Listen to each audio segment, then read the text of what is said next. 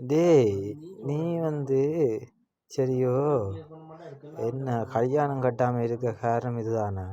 ஊரில் அவன் பொண்டாட்டி வெளிநாடு போவான், அவனோட போய் கதைச்சி அவனோட படுக்கலாம் உண்டு பிளான் போட்டு தானே கல்யாணம் கட்டாமல் இருக்கிறாய்.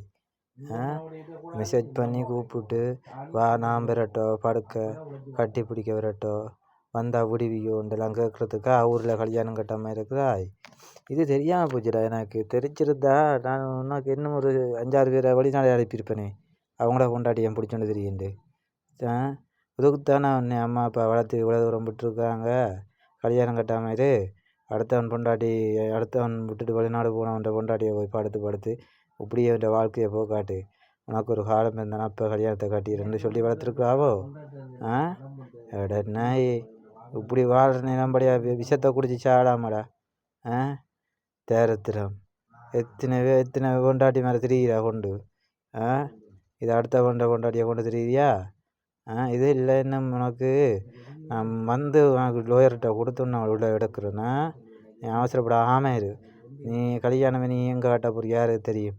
உள்ளவண்ட பொண்டாட்டியை தான் கொண்டு தெரியிறா ஒரு நாளும் பேர்ந்துண்டு மற்றவனை கல்யாணம் கட்ட போறாய். அதே தெரியாது பார்ப்போம் யோசிப்போம். நீ உள்ளவண்ட பொண்டாட்டி உனக்கு இப்போ மேய்ச்சி கொண்டு தெரி. நான் உனக்கு உள்ளே தூக்கி போட்டு உனக்கு ஜட்ஜிட்ட தீர்ப்பு வாங்கித்தரலாம். சரியா யோசிக்காத உண்டு.